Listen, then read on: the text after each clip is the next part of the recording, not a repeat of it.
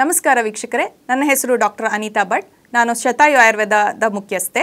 ಇತ್ತೀಚಿನ ದಿನಗಳಲ್ಲಿ ಬಹಳಷ್ಟು ಮಹಿಳೆಯರು ಮುಟ್ಟಿನ ಸಮಸ್ಯೆ ಇರಬಹುದು, PCOD ಅಂತ ಹಾರ್ಮೋನ್ನ ಸಮಸ್ಯೆ ಇರಬಹುದು, ತೂಕ ಜಾಸ್ತಿ ಆಗ್ತಾ ಇರೋದು, ಇನ್ಫರ್ಟಿಲಿಟಿ, ಇದು ಎಲ್ಲ ಕಡೆ ನೋಡ್ತಾನೆ ಇದ್ದೀವಿ. ಬಹಳಷ್ಟು ಮಹಿಳೆಯರು ಡಾಕ್ಟರ್ ಹತ್ರ ಹೋಗಿ ಏನಾಗಿದೆ ಸಮಸ್ಯೆ ಗೊತ್ತಾಗದೆ ಬಹಳಷ್ಟು ಹಾರ್ಮೋನ್ ಚಿಕಿತ್ಸೆಯನ್ನು ತಗೊಳ್ಳೋದು ಜಾಸ್ತಿ ಆಗ್ತಾನೆ ಇದೆ. ಸೊ ಇವತ್ತು ನಾನು ನಿಮಗೆ 90 ದಿನಗಳಲ್ಲಿ ನಿಮ್ಮ ಹಾರ್ಮೋನ್ಗಳನ್ನು ಸರಿ ಮಾಡಿಕೊಂಡು PCOD ಸಮಸ್ಯೆಯನ್ನು ಕಂಪ್ಲೀಟ್ ಆಗಿ ಪರಿಹಾರ ಹೇಗೆ ಪಡ್ಕೊಳ್ಳೋದು ಅಂತ ತಿಳಿಸ್ಕೊಡ್ತೀನಿ. ಸೊ ಮೊದಲನೆಯದಾಗಿ PCOD ಅಂದ್ರೆ ಏನು ಅಂತ ನಾನು ನಿಮಗೆ ಇವತ್ತು ತಿಳಿಸ್ಕೊಡ್ತೀನಿ. PCOD ಅಂದ್ರೆ ಪಾಲಿಸಿಸ್ಟಿಕ್ ಹಾರ್ಮೋನಲ್ ಡಿಸೀಸ್ ಅಂತ ಹೇಳ್ತೀವಿ. ಅಂದ್ರೆ ಯಾರಿಗೆ ಕರೆಕ್ಟಾಗಿ ಋತುಚಕ್ರ ಆಗ್ತಾ ಇರಲ್ಲ ಅಥವಾ ಅವರಿಗೆ ಅಂಡಾಣು ಬಿಡುಗಡೆ ಆಗ್ತಾ ಇರಲ್ಲ ಅಂಥವರಲ್ಲಿ ಈ PCOS ನ ಸಮಸ್ಯೆ ಕಂಡ್ಕೊಂಡು ಬರ್ತಾ ಇದೆ. ಅದರಲ್ಲೂ ಇತ್ತೀಚಿನ ದಿನಗಳಲ್ಲಿ ನಾವು ನೋಡ್ತಾನೆ ಇದ್ದೀವಿ, ಬಹಳಷ್ಟು ಜಂಕ್ ಫುಡ್ ಅಥವಾ ನಮಗೆ ಹೊರಗಡೆ ತಿನ್ನುವಂತಹ ಊಟಗಳು ಹೆಚ್ಚೆಚ್ಚಿಗೆ ಸಿಗ್ತಾ ಇರೋದ್ರಿಂದ, ಜಂಕ್ ಫುಡ್ಗಳನ್ನ ನಾವು ಹೆಚ್ಚಿಗೆ ಆಯಿಲಿ ಫುಡ್ಡನ್ನು ಸೇವನೆ ಮಾಡ್ತಾ ಇರೋದ್ರಿಂದ, ನಮ್ಮ ಸ್ಟ್ರೆಸ್ ಲೆವೆಲ್ ಜಾಸ್ತಿ ಆಗಿರೋದ್ರಿಂದ, ಇದರ ಜೊತೆಗೆ ನಮ್ಮ ಲೈಫ್ ಸ್ಟೈಲ್ ಬದಲಾಗಿದೆ. ಅಂದರೆ ನಾವು ಹೆಚ್ಚೆಚ್ಚಿಗೆ ವ್ಯಾಯಾಮ ಮಾಡದೇ ಇರೋದು, ಒಂದೇ ಕಡೆ ಕುತ್ಕೊಂಡು ಕೆಲಸ ಮಾಡೋದು, ಈ ರೀತಿ ಎಲ್ಲ ಸಮಸ್ಯೆಗಳಿಂದ ನಮ್ಮಲ್ಲಿ ಅನೇಕ ಹಾರ್ಮೋನ್ ವ್ಯತ್ಯಾಸಗಳು ಉಂಟಾಗ್ತಾನೆ ಇದೆ. ಇದರಲ್ಲಿ ಪುರುಷರು ಇರಬಹುದು, ಮಹಿಳೆಯರು ಇರಬಹುದು, ಇಬ್ಬರಲ್ಲೂ ಸಹಿತ ನಾವು ಹೆಚ್ಚೆಚ್ಚಿಗೆ ಹಾರ್ಮೋನ್ ವ್ಯತ್ಯಾಸವನ್ನ ನೋಡ್ತಾನೆ ಇದ್ದೀವಿ. ಅದರಲ್ಲೂ ಮಹಿಳೆಯರಲ್ಲಿ ಅನೇಕ ಹಾರ್ಮೋನ್ಗಳಿರುತ್ತೆ. ಮೊದಲನೆಯದಾಗಿ ಅವರು ಒಂದು ನಿಯಮಿತವಾಗಿ ಋತುಚಕ್ರ ಆಗಲೇಬೇಕು. 28 ಡೇಸ್ ಟು 30 ಡೇಸ್ ಅಲ್ಲಿ ಒಂದು ರೆಗ್ಯುಲರ್ ಆಗಿ ಮೆನ್ಸ್ಟ್ರಲ್ ಸೈಕಲ್ ಆಗಬೇಕು ಅಂದ್ರೆ ಅವರ ದೇಹದಲ್ಲಿರುವ ಈಸ್ಟ್ರೋಜನ್ ಮತ್ತೆ ಪ್ರೊಜೆಸ್ಟ್ರಾನ್ ಹಾರ್ಮೋನು ಕರೆಕ್ಟ್ ಆಗಿ ಬ್ಯಾಲೆನ್ಸ್ ಅಲ್ಲಿ ಹೋಗ್ತಾ ಇರಬೇಕು. ಯಾವಾಗ ಮಹಿಳೆಯರು ಹೆಚ್ಚಿಗೆ ಸ್ವೀಟ್ ಅನ್ನ ಅಥವಾ ಕರಿದ ಪದಾರ್ಥಗಳನ್ನ ತಗೊಳ್ತಾರೆ, ಮತ್ತೆ ಎಕ್ಸಸೈಸ್ ಮಾಡೋದಿಲ್ಲ, ಅಥವಾ ಅವರಿಗೆ ಜೆನೆಟಿಕ್ ಫ್ಯಾಕ್ಟರ್ ಅಥವಾ ಹೆರಿಡಿಟ್ರಿ ಫ್ಯಾಕ್ಟರ್ ಇರುತ್ತೆ, ಸ್ಟ್ರೆಸ್ ಲೆವೆಲ್ ಜಾಸ್ತಿ ಆಗಿರುತ್ತೆ, ಅಂತಹ ಮಹಿಳೆಯರಲ್ಲಿ ಪುರುಷರ ಹಾರ್ಮೋನು ಅಂದ್ರೆ ಆಂಡ್ರೋಜನ್ ಲೆವೆಲ್ಸ್ ಅಂತ ಹೇಳ್ತೀವಿ, ಇದು ಜಾಸ್ತಿ ಆಗ್ತಾ ಹೋಗುತ್ತೆ. ಮೊದಲನೆಯದಾಗಿ ಅವರಿಗೆ ಇನಿಷಿಯಲಿ ಏನು ಇಂಡಿಕೇಶನ್ ಕಾಣ್ಕೊಳ್ಳೋದಿಲ್ಲ. ಸೊ ಮೊದಲನೇ ಇಂಡಿಕೇಶನ್ ಏನ್ ಬರುತ್ತೆ ಅಂದ್ರೆ ಸ್ವಲ್ಪ ತೂಕ ಜಾಸ್ತಿ ಆಗುವಂಥದ್ದು. ಅಂದ್ರೆ ಒಂದು 60 kg ಇರೋರು 62 kg 65 kg ಆಗುವಂಥದ್ದು, ಅಥವಾ ಅವರ ಮುಖದಲ್ಲಿ ಸ್ವಲ್ಪ ಲೈಟ್ ಆಗಿ ಕೂದಲುಗಳು ಅಥವಾ ಗಡ್ಡಗಳು ಕಾಣಿಸ್ಕೊಂಡಿರುವಂಥದ್ದು, ಕೂದಲು ತುಂಬಾ ಉದುರುವಂಥದ್ದು, ಈ ರೀತಿ ಸಿಂಪಲ್ ಸಿಂಪ್ಟಮ್ಸ್ ಕಂಡ್ಕೊಂಡು ಬರುತ್ತೆ. ಕೆಲವರಲ್ಲಿ ಮುಟ್ಟು ಅನಿಮಿಯತ ಆಗ್ತಾ ಹೋಗುತ್ತೆ. ಅಂದ್ರೆ 1 ವರ್ಷದಲ್ಲಿ 12 ಮುಟ್ಟಾಗೋರು 7ಕ್ಕಿಂತ ಕಡಿಮೆ ಆಗ್ತಾ ಬರುತ್ತೆ. ಅಂತಹ ಸಮಯದಲ್ಲಿ PCOS ನ ಸಮಸ್ಯೆ ಅವರಿಗೆ ಇದೆ ಅಂತ ಗೊತ್ತಾಗುತ್ತೆ. ಇದಲ್ದೇನೆ ಇದರಲ್ಲಿ ಫಿಸಿಯೋಲಾಜಿಕಲ್ ಮತ್ತೆ ಸೈಕಲಾಜಿಕಲ್ 2 ಸಿಂಪ್ಟಮ್ಸ್ಗಳನ್ನ ನಾವು ತಗೊಳ್ತಾ ಬರ್ತೀವಿ. ಫಿಸಿಕಲಿ ಅವರಿಗೆ ಏನಾಗುತ್ತೆ, ತೂಕ ಜಾಸ್ತಿ ಆಗುವಂಥದ್ರ ಜೊತೆಗೆ ಕಂಕುಳು ಮತ್ತೆ ಕುತ್ತಿಗೆ ಹತ್ರ ಕಪ್ಪಾಗಿರುವಂತಹದ್ದು ಕಂಡ್ಕೊಂಡು ಬರುತ್ತೆ. ಸೊ ತುಂಬಾ ಕುತ್ತಿಗೆಯ ಸುತ್ತಲೂ ಅವರಿಗೆ ಕಪ್ಪಾಗಿರುವಂಥದ್ದು, ಇದರ ಜೊತೆಗೆ ಅವರ ಕಂಕುಳು ಮತ್ತೆ ತೊಡೆ ಸಂಧಿಗಳಲ್ಲಿ ತುಂಬಾ ಕಪ್ಪಾಗುವಂಥದ್ದು, ಇದಕ್ಕೆ ಇನ್ಸುಲಿನ್ ರೆಸಿಸ್ಟೆನ್ಸ್ ಅಂತ ಹೇಳ್ತೀವಿ. ಸೊ ಯಾರಿಗೆ ಈ ರೀತಿಯಾಗಿರುವಂತಹ ಇನ್ಸುಲಿನ್ ರೆಸಿಸ್ಟೆನ್ಸ್ ಇರುತ್ತೆ ಅಂತಹವರಲ್ಲಿ ಸಹಿತ PCOD ಅಂತ ಸಮಸ್ಯೆಗಳು ಕಂಡ್ಕೊಂಡು ಬರುತ್ತೆ. ಯಾರಲ್ಲಿ ತಂದೆ ತಾಯಿಗೆ ತುಂಬಾ ಡಯಾಬಿಟಿಸ್ ಇತ್ತು, ಅವರಲ್ಲಿ ತೂಕ ಜಾಸ್ತಿ ಇತ್ತು, ಅಂತಹವರಲ್ಲಿ ಸಹಿತ ಈ ಇನ್ಸುಲಿನ್ ರೆಸಿಸ್ಟೆನ್ಸ್ ನ ಸಮಸ್ಯೆ ಕಂಡ್ಕೊಂಡು ಬರುತ್ತೆ. ಸೊ ಈ ರೀತಿ ಸಮಸ್ಯೆ ಉಂಟಾದಾಗ, ತುಂಬಾ ತೂಕ ಜಾಸ್ತಿ ಆದಾಗ, ಅನಿಮಿಯತ ಋತುಚಕ್ರ ಇದ್ದಾಗ PCOD ಅಂತ ಸಮಸ್ಯೆಗಳು ಹೆಚ್ಚೆಚ್ಚಿಗೆ ಕಂಡ್ಕೊಂಡು ಬರ್ತಾ ಇರೋದ್ರಿಂದ ಬಹಳಷ್ಟು ಮಹಿಳೆಯರಲ್ಲಿ ಇನ್ಫರ್ಟಿಲಿಟಿಗೆ ಲೀಡ್ ಮಾಡ್ಕೊಳ್ಳುತ್ತೆ. ಸೊ ಯಾಕೆ ಈ ರೀತಿ ಹಾರ್ಮೋನ್ ವ್ಯತ್ಯಾಸ ಆದಾಗ ಇನ್ಫರ್ಟಿಲಿಟಿ ಆಗುತ್ತೆ ಅಥವಾ ಅವರಲ್ಲಿ ಮಕ್ಕಳಾಗಕ್ಕೆ ತೊಂದರೆ ಆಗುತ್ತೆ ಅಂತ ನಾನು ನಿಮಗೆ ತಿಳಿಸ್ಕೊಡ್ತೀನಿ. ಮೊದಲನೆಯದಾಗಿ ನಾ ಹೇಳ್ದಂಗೆ ಈಸ್ಟ್ರೋಜನ್ ಮತ್ತೆ ಪ್ರೊಜೆಸ್ಟ್ರಾನ್ 2 ಹಾರ್ಮೋನು ಬ್ಯಾಲೆನ್ಸ್ ಅಲ್ಲಿ ಹೋಗ್ತಾ ಹೋಗ್ಬೇಕು. ಇದಲ್ದೇನೆ ಇದು 2 ಹಾರ್ಮೋನು ಕರೆಕ್ಟ್ ಆಗಿ ಹೋಗ್ಬೇಕು ಅಂದ್ರೆ ನಾವು ಪ್ರತಿ ತಿಂಗಳು ಅವರಿಗೆ ಒಂದು 30 ಡೇಸ್ ಸೈಕಲ್ ಇತ್ತು ಅಂತಂದ್ರೆ 15ನೇ ದಿನದಲ್ಲಿ ಅಥವಾ 14ನೇ ದಿನದಲ್ಲಿ ಅವರ ಅಂಡಾಣು ಬಿಡುಗಡೆಯಾಗಿ ಒಂದು ಅಂಡಾಣು ಬಿಡುಗಡೆ ಆಗ್ತಾ ಹೋಗುತ್ತೆ. ಈ ರೀತಿ ಬಿಡುಗಡೆ ಆಗಿರುವ ಅಂಡಾಣುವಿಂದ ಉಂಟಾಗುವ ಗ್ರಾಫಿಯನ್ ಫಾಲಿಕಲ್ಸ್ ಇಂದ ಮತ್ತಷ್ಟು ಹಾರ್ಮೋನ್ಗಳು ಬಿಡುಗಡೆ ಆಗುತ್ತೆ. ಯಾವ ಮಹಿಳೆಯಲ್ಲಿ ಈ ಸಿಂಪಲ್ ಒಂದು ಪ್ರಕ್ರಿಯೆ ಅಂಡಾಣು ಬಿಡುಗಡೆ ಆಗದೆ ಇರುವಂತ ಪರಿಸ್ಥಿತಿ ಉಂಟಾದಾಗ ಅಂತವರಲ್ಲಿ ಪುರುಷರ ಹಾರ್ಮೋನು ಆಂಡ್ರೋಜನ್ ಲೆವೆಲ್ಸ್ ಇರಬಹುದು ಅಥವಾ ಟೆಸ್ಟೋಸ್ಟಿರೋನ್ ಲೆವೆಲ್ಸು, ಇದಲ್ದೇನೆ ಇನ್ಸುಲಿನ್ ರೆಸಿಸ್ಟೆನ್ಸ್ ಉಂಟಾಗೋದು, ಈ ರೀತಿ ಹಾರ್ಮೋನ್ ವ್ಯತ್ಯಾಸ ಉಂಟಾಗ್ತಾ ಹೋಗುತ್ತೆ. ಬಹಳಷ್ಟು ಮಹಿಳೆಯರಲ್ಲಿ ಈವನ್ ಹೈಪೋಥೈರಾಯ್ಡಿಸಮ್ ನಂತಹ ಹಾರ್ಮೋನ್ನ ವ್ಯತ್ಯಾಸ ಸಹಿತ ಆಗುತ್ತೆ. ಇದಲ್ದೇನೆ ಅವರು ಜಾಸ್ತಿ ಆವಾಗ ಏನಾಗುತ್ತೆ, ಅವರು ಯಾವುದೇ ರೀತಿ ಊಟ ತಿಂಡಿ ತಗೊಂಡ್ರು ಅಥವಾ ಡಯಟ್ ಮಾಡಿದ್ರು ಸಹಿತ ಅವರ ದೇಹದಲ್ಲಿ ತೂಕ ಜಾಸ್ತಿ ಆಗ್ತಾ ಹೋಗುವಂಥದ್ದು, ಅಬ್ಡಾಮಿನಲ್ ಒಬೇಸಿಟಿ ಅಂತ ಹೇಳ್ತೀವಿ, ಅಂದ್ರೆ ಹೊಟ್ಟೆಯ ಹತ್ರ ಬೊಜ್ಜು ಹೆಚ್ಚಾಗುವಂತಹ ಸಮಸ್ಯೆಗಳು ಕಂಡ್ಕೊಂಡು ಬರುತ್ತೆ.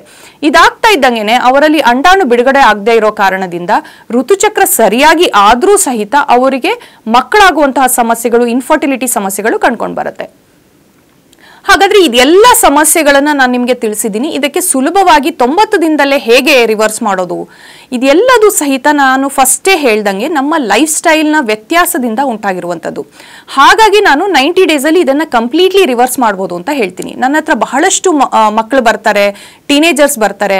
ಅಂದರೆ ಫಸ್ಟ್ ಅವರಿಗೆ ಗೊತ್ತಿರಲ್ಲ, ಇದರ ತೀವ್ರತೆ ರೋಗದ್ದು ಗೊತ್ತಿರಲ್ಲ.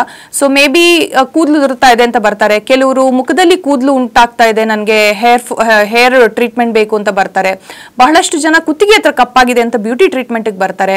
ಬಟ್ ನಿಜವಾಗಿ ಇನ್ ಡೆಪ್ತ್ ಅನಾಲಿಸಿಸ್ಗೆ ಹೋದಾಗ ಒಂದು ಸಿಂಪಲ್ ಹಾರ್ಮೋನ್ ವ್ಯತ್ಯಾಸದಿಂದ ಇಷ್ಟೆಲ್ಲ ಸಮಸ್ಯೆಗಳು ಉಂಟಾಗ್ತಾ ಇರುತ್ತೆ. ಮತ್ತೆ ಮುಂದೆ ಅವರಿಗೆ ಮದುವೆ ಆದ ಮೇಲೆ ಮಕ್ಕಳಾಗೋಕ್ಕೆ ಉಂಟಾಗುವಂತಹ ಸಮಸ್ಯೆಗಳು, ಋತುಚಕ್ರ ಸರಿ ಆಗದಿರುವಂತಹ ಸಮಸ್ಯೆಗಳು ಉಂಟಾಗುತ್ತೆ. ಹಾಗಾಗಿ ಯಾರಲ್ಲಿ ಈ ರೀತಿಯಾಗಿರುವಂತಹ ಅನಿಯಮಿತ ಋತುಚಕ್ರ ಇದೆ, PCOS ನ ಸಮಸ್ಯೆ ಇದೆ ಅಂತವರು ಮೊದಲನೆಯದಾಗಿ ಹಾರ್ಮೋನ್ ಅನ್ನ ಕರೆಕ್ಟ್ ಮಾಡ್ತಾ ಬರಬೇಕು. ಸೊ ಆಯುರ್ವೇದದಲ್ಲಿ, ಅದರಲ್ಲೂ ನಾನು ಶತಾಯುನಲ್ಲಿ ಲಾಸ್ಟ್ 20 years ಇಂದ ಬಹಳಷ್ಟು ಕೇಸ್ಗಳನ್ನು ನೋಡಿದ್ದೀನಿ. ಅದರಲ್ಲಿ ಮೊದಲನೆಯದಾಗಿ ನಾವೇನ್ ಮಾಡ್ತೀವಿ ಅಂದ್ರೆ ದೇಹದ ಶುದ್ಧೀಕರಣವನ್ನ ಮಾಡ್ತೀವಿ. ನಾವು ಫರ್ಟಿಲಿಟಿ ಡಿಟಾಕ್ಸ್ ಅಂತ ಮಾಡ್ತಾ ಬರ್ತೀವಿ.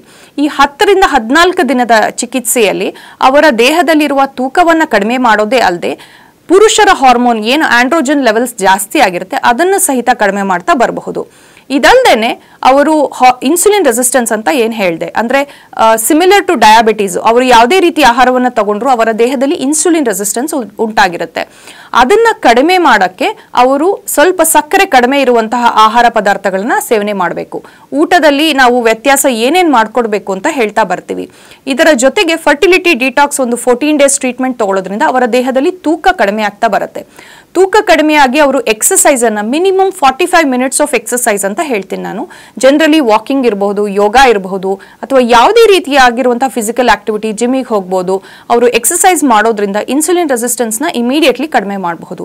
ಸೊ ನೀವು ಕರೆಕ್ಟಾಗಿ ಪ್ಲಾನ್ ಮಾಡಿದ್ರೆ 3 months ಅಲ್ಲಿ ಯಾರಿಗೆ ಅನಿಯಮಿತ ಋತುಚಕ್ರ ಇರುತ್ತೆ ಅಥವಾ ಕರೆಕ್ಟಾಗಿ ಬ್ಲೀಡಿಂಗ್ ಆಗೋದಿಲ್ಲ, ಇನ್ಫರ್ಟಿಲಿಟಿ ಸಮಸ್ಯೆ ಇದೆ, ಕೂದಲುಗಳು ತುಂಬಾ ಉದುರುವಂಥ ಸಮಸ್ಯೆಗಳಿದೆ, ಮುಖದಲ್ಲಿ ಮೊಡವೆ ಇದೆ, ಕುತ್ತಿಗೆ ಕಪ್ಪಾಗಿದೆ, ಇದೆಲ್ಲ ಸಮಸ್ಯೆಗಳು, ದೇಹದ ತೂಕವನ್ನು ಇಳಿಸಬೇಕು, ಇದೆಲ್ಲವನ್ನು ಸರಿ ಮಾಡಬೇಕು ಅಂದರೆ 90 ದಿನ ಕರೆಕ್ಟಾಗಿ ಅವರು ಡಯಟಲ್ಲಿ ವ್ಯತ್ಯಾಸ ಮಾಡಿ, ಎಕ್ಸಸೈಸ್ ಮಾಡಿ, ಆಯುರ್ವೇದದ ಡಿಟಾಕ್ಸ್ ಚಿಕಿತ್ಸೆಯನ್ನು ತಗೊಂಡು ಮೆಡಿಸಿನ್ಸ್ ಅನ್ನು ತಗೊಂಡ್ರೆ ಆರಾಮಾಗಿ 90 ಡೇಸಲ್ಲಿ ಇದನ್ನು ರಿವರ್ಸ್ ಮಾಡ್ತಾ ಬರಬಹುದು. ಹಾಗಾದ್ರೆ ನಿಮಗೆ PCOS ನ ಸಮಸ್ಯೆ ಇದೆ ಅಂತ ಹೇಗೆ ಗೊತ್ತಾಗುತ್ತೆ? ಮೊದಲನೆಯದಾಗಿ ನಾನು ಹೇಳಿರುವಂತಹ ಈ ಸಿಂಪ್ಟಮ್ಸು, ಇದರ ಜೊತೆಗೆ ನಾವು ಒಂದು ಅಲ್ಟ್ರಾಸೌಂಡ್ ಸ್ಕ್ಯಾನ್ ಅಂದ್ರೆ ಹೊಟ್ಟೆಯ ಭಾಗದಲ್ಲಿ ಮತ್ತೆ ಪೆಲ್ವಿಸ್ ಭಾಗದಲ್ಲಿ ಒಂದು ಸ್ಕ್ಯಾನ್ ಅನ್ನ ಮಾಡ್ತೀವಿ. ಆ ಸ್ಕ್ಯಾನ್ ಮಾಡೋದ್ರಿಂದ ಅದರಲ್ಲಿ ನಿಮಗೆ PCOS ಸಮಸ್ಯೆ ಇದೆ ಅಂತ ತಿಳಿದು ಬರುತ್ತೆ. ಇದಲ್ದೇನೆ ಬಹಳಷ್ಟು ಹಾರ್ಮೋನ್ ಅನ್ನ ನಾವು ಟೆಸ್ಟ್ ಮಾಡ್ತಾ ಬರ್ತೀವಿ. ಸೊ 2 ಹಾರ್ಮೋನ್ LH FSH ಅನ್ನೋದು 1:1 ರೇಷಿಯೋದಲ್ಲಿದ್ರೆ ಅದು ನಾರ್ಮಲ್ ಆಗಿದೆ ಅಂತ ಅರ್ಥ. ಯಾರಿಗೆ 3:1 ರೇಷಿಯೋದಲ್ಲಿರುತ್ತೆ ಅಂಥವರಿಗೆ PCOS ನ ಸಮಸ್ಯೆ ಇದೆ ಅಂತ ಅರ್ಥ. ಸೊ ಅಂಥವರಿಗೂ ಸಹಿತ ಹಾರ್ಮೋನ್ ಅನ್ನ ರೆಗ್ಯುಲರೈಸ್ ಮಾಡೋಕೆ ನಾವು ಚಿಕಿತ್ಸೆಯನ್ನ ಮಾಡ್ತಾ ಬರ್ತೇವೆ.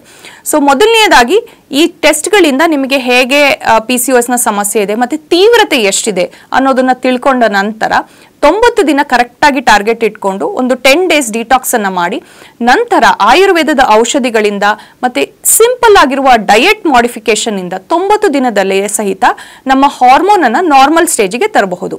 ಇದರಲ್ಲಿ ನಾನು ಹೇಳ್ದಂಗೆ ಸೈಕಲಾಜಿಕಲಿ ಕೆಲವು ಸಿಂಪ್ಟಮ್ಸ್ ಇರುತ್ತೆ. ಅಂದ್ರೆ ಕೆಲವರಿಗೆ ಡಿಪ್ರೆಷನ್ ಉಂಟಾಗುವಂಥದ್ದು, ಸುಮ್ಮನೆ ಬೇಜಾರು ಮಾಡ್ಕೊಳ್ಳೋದು, ಕೋಪ ಮಾಡ್ಕೊಳ್ಳೋದು, ಮತ್ತೆ ಪೀರಿಯಡ್ಸ್ಗಿಂತ ಒಂದು 1 week ಮುಂಚೆ ತುಂಬಾ ಆಂಗರ್ ಅಗ್ರೆಷನ್ ಬರುವಂಥದ್ದು, ಸಣ್ಣ ಸಣ್ಣ ಕಾರಣಕ್ಕೆ ಅಳುವಂಥದ್ದು, ಇದೆಲ್ಲದೂ ಸಹಿತ ದೇಹದಲ್ಲಿ ಯಾವಾಗ ಹಾರ್ಮೋನ್ನ ವ್ಯತ್ಯಾಸ ಉಂಟಾಗತ್ತೆ ಅಂತಹ ಸಮಯದಲ್ಲಿ ಆಗತ್ತೆ. ಹಾಗಾಗಿ ಹಾರ್ಮೋನ್ ಅನ್ನ ರೆಗ್ಯುಲರೈಸ್ ಮಾಡೋಕೆ ಆಯುರ್ವೇದದಲ್ಲಿ ಬಹಳಷ್ಟು ಹರ್ಬ್ಸ್ಗಳಿವೆ.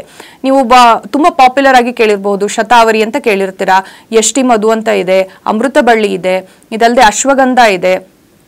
ಆಯುರ್ವೇದದಲ್ಲಿ ಬಹಳಷ್ಟು ಸಿಂಪಲ್ ಆಗಿ ಎಲ್ಲ ಮನೆಯಲ್ಲಿರುವಂತಹ ಆಲೋವೆರಾ ಮತ್ತೆ ತಿಲ ಅಥವಾ ಎಳ್ಳಿನ ಬೀಜ, ಇದೆಲ್ಲದ್ರಿಂದನೂ ಸಹಿತ ನಾವು ಹಾರ್ಮೋನ್ಗಳನ್ನ ನಾರ್ಮಲ್ ಸ್ಟೇಜಿಗೆ ತರ್ತಾ ಹೋಗ್ಬೋದು. ಸೊ ನಾವು ಫಸ್ಟ್ ಸ್ಟೇಜು ಡಿಟಾಕ್ಸ್ ಆದ ನಂತರ ಅವರ ದೇಹದ ತೂಕ ಒಂದು 2-3 kg ಇಳಿದ ನಂತರ ನೆಕ್ಸ್ಟ್ ಎಕ್ಸಸೈಸ್ ಅನ್ನ ಮತ್ತೆ ಡಯಟ್ ಅನ್ನ ಅಳವಡಿಸ್ಕೋಬೇಕು. ಡಯಟ್ ಅಲ್ಲಿ ಎಸ್ಪೆಷಲಿ ಯಾವ ರೀತಿಯಾಗಿರುವಂತಹ ಫುಡ್ ಅನ್ನ ಸೇವನೆ ಮಾಡಬೇಕು? ಮೊದಲನೆಯದಾಗಿ ಎಲ್ಲಾ ಸ್ವೀಟ್ ಐಟಮ್ಗಳನ್ನ ಬಿಡ್ತಾ ಬರಬೇಕು. ಇದರ ಜೊತೆಗೆ ಕರಿದ ಪದಾರ್ಥಗಳನ್ನು ಬಿಟ್ಟ ನಂತರ ಸ್ವೀಟು ಕರಿದ ಪದಾರ್ಥಗಳು ಹೊರಗಡೆ ತಿನ್ನೋದನ್ನ ನಿಲ್ಲಿಸಿ. ಎಷ್ಟೊಂದು ಈಗ ಟೆಸ್ಟ್ ಮಾಡಿದಾಗ ನಮಗೆ ಒಂದು ಗೊತ್ತಾಗ್ತಾ ಇದೆ, ಯಾಕೆ ಈ ರೀತಿ ಇತ್ತೀಚಿನ ದಿನಗಳಿಗೆ ಹೆಚ್ಚಿಗೆ ಸಮಸ್ಯೆ ಉಂಟಾಗ್ತಾ ಇದೆ ಅಂದರೆ ನಾವು ಯೂಸ್ ಮಾಡ್ತಿರುವಂತಹ ಪ್ಲಾಸ್ಟಿಕ್ಸು, ಮೈಕ್ರೋ ಪ್ಲಾಸ್ಟಿಕ್ಸು ನಮ್ಮ ದೇಹದಲ್ಲಿ ಸೇರ್ತಾ ಇದೆ. ಅಂದರೆ ಈಸ್ಟ್ರೋಜನ್ನ ಡಾಮಿನೆನ್ಸ್ ಬರ್ತಾ ಇರೋದು, ನಮ್ಮ ದೇಹದಲ್ಲಿ ಹಾರ್ಮೋನ್ನ ವ್ಯತ್ಯಾಸ ಉಂಟಾಗೋದು, ನಾವು ಯಾವಾಗ ಹೆಚ್ಚಿಗೆ ಪ್ರಿಸರ್ವೇಟಿವ್ ಇರುವಂತಹ ಆಹಾರವನ್ನು ಮತ್ತು ಪ್ಲಾಸ್ಟಿಕಲ್ಲಿ ಇಟ್ಟಿರುವಂತಹ ನೀರನ್ನು ಕುಡಿಯೋದ್ರಿಂದ ಸಹಿತ ನಮ್ಮ ದೇಹದಲ್ಲಿ ಹಾರ್ಮೋನ್ಗಳ ವ್ಯತ್ಯಾಸ ಉಂಟಾಗ್ತಾ ಇದೆ. ಹಾಗಾಗಿ ಆದಷ್ಟು ಮನೆಯಲ್ಲಿ ಮಾಡಿರುವಂತಹ ಊಟ ತಿಂಡಿಗಳು, ಇದರ ಜೊತೆಗೆ ಪ್ರಿಸರ್ವೇಟಿವ್ ಇಲ್ಲದೆ ಇರುವಂತಹ ಊಟ ತಿಂಡಿಗಳು, ಕರಿದ ಪದಾರ್ಥ ಇಲ್ಲದೆ ಇರೋದು ಮತ್ತು ಸ್ವೀಟು, ಇದು 4 ಬಿಟ್ಟು ಊಟ ಮಾಡ್ತಾ ಬನ್ನಿ. ಮತ್ತು ನಮ್ಮ ಕ್ಲಾಸಿಕಲ್ ಫುಡ್ ಏನಿರುತ್ತೆ ಅಂದರೆ ಬ್ಯಾಲೆನ್ಸ್ಡ್ ಫುಡ್ ಅಂತ ಹೇಳ್ತೀವಿ. ಅಂದರೆ ಸ್ವಲ್ಪ ಅಮೌಂಟ್ ಕಾರ್ಬೋಹೈಡ್ರೇಟ್ ಇರೋದು, ಒಂದು ಸ್ವಲ್ಪ ಪ್ರೋಟೀನ್ ಇರುವಂಥದ್ದು ಆಹಾರದಲ್ಲಿ, ಹೆಚ್ಚಿಗೆ ಹಸಿ ತರಕಾರಿ, ನಿಮ್ಮ ಅರ್ಧ ಪ್ಲೇಟದಲ್ಲಿ ಅಟ್ಲೀಸ್ಟ್ ಹಸಿ ತರಕಾರಿ, ಕಾಳುಗಳು, ಈ ರೀತಿಯಾಗಿರುವಂತಹ ಐಟಮ್ಗಳನ್ನು ತಗೊಂಡು ಊಟವನ್ನು ಮಾಡ್ತಾ ಬರಬೇಕು. ಇದರ ಜೊತೆಗೆ ಯೋಗವನ್ನು ಅಳವಡಿಸ್ಕೊಳ್ಳೋದು ಎಸ್ಪೆಷಲಿ PCOD ಸಮಸ್ಯೆಗೆ ಬಹಳ ಉತ್ತಮ ಉಪಾಯ ಅಂತಲೇ ಹೇಳ್ತೀನಿ. ಯಾಕಂದರೆ ನಮ್ಮ ದೇಹದಲ್ಲಿ ಹೈಪೋಥಾಲಮಸ್ ಪಿಟ್ಯೂಟರಿ ಆಕ್ಸಿಸ್ ಅಂತ ಹೇಳ್ತೀವಿ, ಅಂದರೆ ಹಾರ್ಮೋನ್ನ ವ್ಯತ್ಯಾಸ ಉಂಟಾಗ್ತಾ ಇರುವಂತಹ ಈ ಸಮಸ್ಯೆಗೆ ಸುಲಭವಾಗಿರುವಂತಹ ಚಿಕಿತ್ಸೆ ಅಂದರೆ ನಾವು ಪ್ರಾಣಾಯಾಮ ಮಾಡ್ತಾ ಬರುವಂಥದ್ದು. ಯಾವಾಗ ನಾವು ಆಲ್ಟರ್ನೇಟ್ ನೇಸಲ್ ಬ್ರೀದಿಂಗ್ ಮಾಡ್ತೀವಿ ಅಥವಾ ಪ್ರಾಣಾಯಾಮವನ್ನು ಮಾಡ್ತಾ ಬರ್ತೀವಿ, ನಮ್ಮ ದೇಹದ ಹಾರ್ಮೋನನ್ನು ಸಮತೋಲನವಾಗಿ ಇಡ್ತಾ ಬರಬಹುದು. ಯಾವಾಗ ಫುಡ್ಡು ಅದರ ಜೊತೆಗೆ ಈ ರೀತಿಯಾಗಿರುವಂತಹ ಎಕ್ಸಸೈಸನ್ನು ಮಾಡ್ತಾ ಬರ್ತೀವಿ, ಅದು 2ರಿಂದನೇ ಸಹಿತ ನಿಮ್ಮ ಹಾರ್ಮೋನನ್ನು ಬಹಳಷ್ಟು ನೀವು ಕಂಟ್ರೋಲ್ಗೆ ತರ್ತಾ ಬರಬಹುದು. ಇದಲ್ಲದೆ ನಾನು ಹೇಳ್ದಂಗೆ ಆಯುರ್ವೇದದಲ್ಲಿ ಬಹಳಷ್ಟು ಔಷಧಿಗಳಿದೆ. ಅದನ್ನು ಎಸ್ಪೆಷಲಿ ನಾವು ಶತಾಯುನಲ್ಲಿ ಏನು ಮಾಡ್ತೀವಿ ಅಂದರೆ ನಿಮ್ಮ ಋತುಚಕ್ರಕ್ಕೆ ಅನುಗುಣವಾಗಿ ಕರೆಕ್ಟಾಗಿ ಹಾರ್ಮೋನ್ ಬ್ಯಾಲೆನ್ಸ್ ಆಗೋ ರೀತಿ ನಾವು ಮೆಡಿಸಿನ್ಸನ್ನು ಕೊಡ್ತಾ ಬರ್ತೀವಿ. ಹೀಗೆ ಮಾಡೋದ್ರಿಂದ 90 ದಿನದಲ್ಲಿ ಆರಾಮಾಗಿ ಯಾವುದೇ ರೀತಿ ಹಾರ್ಮೋನ್ನ ಸಮಸ್ಯೆ ಇರಬಹುದು ಅಥವಾ ಋತುಚಕ್ರದ ಸಮಸ್ಯೆ ಇರಬಹುದು, ಅದನ್ನು ನಾವು ನಿವಾರಣೆ ಮಾಡ್ಕೊಳ್ತಾ ಬರಬಹುದು. ಇದಲ್ಲದೆ PCOD ಅಂತಹ ಸಮಸ್ಯೆ ಇರೋರು ಮತ್ತು ಒಬೇಸಿಟಿಯಿಂದ ಬಳಲ್ತಾ ಇರೋರು ಇನ್ನೊಂದು ಸಿಂಪಲ್ ಆಗಿ ಮಾಡಬೇಕು ಅಂದರೆ ಅವರಿಗೆ ಇನ್ಸುಲಿನ್ ರೆಸಿಸ್ಟೆನ್ಸ್ ಇರುತ್ತೆ. ಸೊ ಅಲ್ಲಿ ಇಲ್ಲಿ ಓದಿ ಏನೇನೋ ಮೆಡಿಸಿನ್ಸು, ಸೆಲ್ಫ್ ಮೆಡಿಕೇಶನ್ ಮಾಡ್ಕೊಳ್ತಾ ಇರ್ತಾರೆ. ಅದ್ರ ಬದಲು ಮೊದಲನೆಯದಾಗಿ ಎಕ್ಸಸೈಸನ್ನು ರೆಗ್ಯುಲರ್ ಆಗಿ ಮಾಡಿ, 2ನೇದಾಗಿ ನೀವು ಬೆಳಗ್ಗೆ ಎದ್ದ ತಕ್ಷಣ ಬಿಸಿ ನೀರಿಗೆ ಒಂದು ಸ್ವಲ್ಪ ಸಿನಮೋನ್ ಅಥವಾ ಚಕ್ಕೆ ಪೌಡರನ್ನು ಹಾಕಿ ಇದನ್ನು ತಗೊಳ್ಳೋದ್ರಿಂದ ಇನ್ಸುಲಿನ್ ರೆಸಿಸ್ಟೆನ್ಸನ್ನು ಈಸಿಯಾಗಿ ನಿವಾರಣೆ ಮಾಡಬಹುದು. ಮತ್ತು ರಾತ್ರಿ ಮಲಗಬೇಕಾದ್ರೆ ನಿಮ್ಮ ಊಟ ಆದ ನಂತರ ನಾವು ಸೋಂಫನ್ನು ತಿಂತಾ ಬರ್ತೀವಿ. ಸೊ ರೆಗ್ಯುಲರ್ ಆಗಿ ಸೋಂಫನ್ನು ತಿನ್ನೋದ್ರಿಂದ ಅದರಲ್ಲಿ ಸಾಲ್ಯುಬಲ್ ಫೈಬರ್ಸ್ ತುಂಬ ಇರುತ್ತೆ. ಸೊ ಫೈಬರ್ ಚೆನ್ನಾಗಿದ್ದಾಗ ನಿಮ್ಮಲ್ಲಿ ಮಲಬದ್ಧತೆ ಉಂಟಾಗೋದಿಲ್ಲ. ಇದು ಸಹಿತ ನಿಮ್ಮ PCOD ಸಮಸ್ಯೆಗೆ ಹೆಲ್ಪ್ ಮಾಡ್ತಾ ಬರುತ್ತೆ. ಆಹಾರದಲ್ಲೂ ಸಹಿತ ಹೆಚ್ಚೆಚ್ಚಿಗೆ ಫೈಬರ್ ಇರುವಂತಹ ಆಹಾರವನ್ನು ಸೇವನೆ ಮಾಡೋದ್ರಿಂದ ಸಹಿತ PCODಯ ಸಮಸ್ಯೆಯನ್ನು ಕಡಿಮೆ ಮಾಡ್ತಾ ಬರಬಹುದು. ಇದಲ್ಲದೆ PCOD ಸಮಸ್ಯೆ ಇರೋರು ಒಂದು ಯೋಗ, ಇನ್ನೊಂದು ಎಕ್ಸಸೈಸು ಮತ್ತು ಊಟ, ಇದು 3 ನಾನು ರೆಗ್ಯುಲರ್ ಆಗಿ ಮಾಡೋಕ್ಕೆ ಹೇಳಿದೆ. 4ನೇದು ಸ್ಟ್ರೆಸ್ ಮ್ಯಾನೇಜ್ಮೆಂಟು. ಇಷ್ಟೆಲ್ಲ ನಾವು ಲೈಫ್ ಸ್ಟೈಲ್ ಡಿಸೀಸನ್ನು ಯಾಕೆ ಬಳಲ್ತಾ ಇದ್ದೀವಿ ಅಂದರೆ ಸಿಕ್ಕಾಪಟ್ಟೆ ಸ್ಟ್ರೆಸ್ಸು. ನಮಗೆ ಎಲ್ಲದರಲ್ಲೂ ಆ ಥರ ನಾನು ವರ್ಕಲ್ಲಿ ಚೆನ್ನಾಗಿರಬೇಕು ಅಥವಾ ಪರ್ಸ್ನಲ್ ಲೈಫಲ್ಲಿ ಚೆನ್ನಾಗಿರಬೇಕು, ವೆಯ್ಟ್ ಜಾಸ್ತಿ ಆಗಬಾರ್ದು, ಎಲ್ಲ ಫೋಕಸ್ ಮಾಡ್ತೀವಿ, ಅನ್ನೆಸೆಸರಿ ಸ್ಟ್ರೆಸ್ ತಗೊಳ್ತೀವಿ. ಇದರಿಂದ ಸಹಿತ ನಮ್ಮ ದೇಹದಲ್ಲಿ ಕಾರ್ಟಿಸಾಲ್ ಲೆವೆಲ್ ಅಂತ ಹೇಳ್ತೀವಿ, ಅಂದರೆ ಸ್ಟ್ರೆಸ್ ಹಾರ್ಮೋನು ಜಾಸ್ತಿ ಆಗ್ತಾ ಬರುತ್ತೆ. ಯಾವಾಗ ಕಾನ್ಸ್ಟೆಂಟ್ ನಿಮ್ಮ ಲೆವೆಲ್ ಸ್ಟ್ರೆಸ್ ಹಾರ್ಮೋನ್ ಜಾಸ್ತಿನೇ ಇರುತ್ತೆ, ಅಂತಹ ಸಮಯದಲ್ಲಿ ಫಿಮೇಲ್ ಹಾರ್ಮೋನ್ಸು ವ್ಯತ್ಯಾಸ ಆಗ್ತಾ ಬರುತ್ತೆ. ಹಾಗಾಗಿ ಆಯುರ್ವೇದದಲ್ಲಿರುವಂತಹ ಶಿರೋಧಾರ ಟ್ರೀಟ್ಮೆಂಟನ್ನು ತಗೊಳ್ಳೋದ್ರಿಂದ ಸಹಿತ ನಿಮ್ಮ ಸ್ಟ್ರೆಸ್ ಲೆವೆಲನ್ನು ಕಡಿಮೆ ಮಾಡ್ಕೋಬೋದು.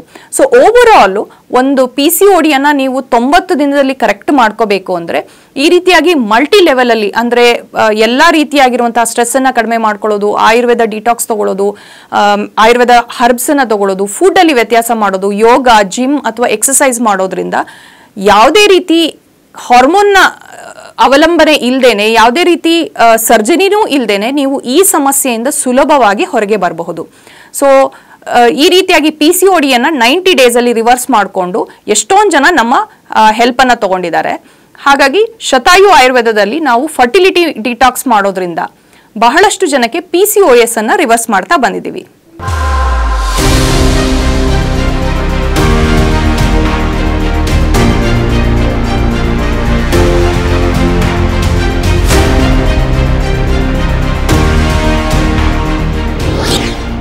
ಶತಾಯು ಆಯುರ್ವೇದ ಸೆಂಟರ್ ಸುಮಾರು 120 ವರ್ಷಗಳ ಇತಿಹಾಸ ಹೊಂದಿರುವಂತಹ ಈ ಆಯುರ್ವೇದ ಸೆಂಟರ್ ಆಯುರ್ವೇದ ಕ್ಷೇತ್ರದಲ್ಲಿ ಮಹತ್ತರವಾದ ಸಾಧನೆ ಮಾಡಿದೆ. ಅಷ್ಟೇ ಅಲ್ಲ, ಬೆಂಗಳೂರಿನ ನಾನಾ ಭಾಗದಲ್ಲಿ ಇದರ ಸೆಂಟರ್ಗಳಿವೆ. ಇದರ ಜೊತೆಗೆ 35ಕ್ಕೂ ಹೆಚ್ಚು ವೈದ್ಯರು ಸೇರಿದಂತೆ 100ಕ್ಕೂ ಹೆಚ್ಚು ಥೆರಪಿಸ್ಟ್ಗಳು ರೋಗಿಗಳ ಸೇವೆಯಲ್ಲಿ ನಿರತರಾಗಿದ್ದಾರೆ. ಇನ್ನೂ ವಿಶೇಷ ಅಂತಂದ್ರೆ ಸುಮಾರು 10 ಲಕ್ಷಕ್ಕೂ ಅಧಿಕ ರೋಗಿಗಳಿಗೆ ಈ ಶತಾಯು ಸೆಂಟರ್ ಚಿಕಿತ್ಸೆ ನೀಡಿದೆ. ಅಷ್ಟೇ ಅಲ್ಲ, ಅವರ ರೋಗವನ್ನ ಗುಣಪಡಿಸಿ ಅವರ ಮೊಗದಲ್ಲಿ ನಗು ಬರುವಂತಹ ಮಹತ್ ಕಾರ್ಯವನ್ನ ಮಾಡಿದೆ. ಬನ್ನಿ ಹಾಗಾದ್ರೆ ಈ ಶತಾಯು ಸೆಂಟರ್ನಲ್ಲಿ ಯಾವ ರೀತಿ ಚಿಕಿತ್ಸೆ ನೀಡಲಾಗುತ್ತೆ, ಈ ಸೆಂಟರ್ ಯಾವ ರೀತಿ ಕಾರ್ಯನಿರ್ವಹಿಸುತ್ತೆ, ಬನ್ನಿ ನೋಡೋಣ.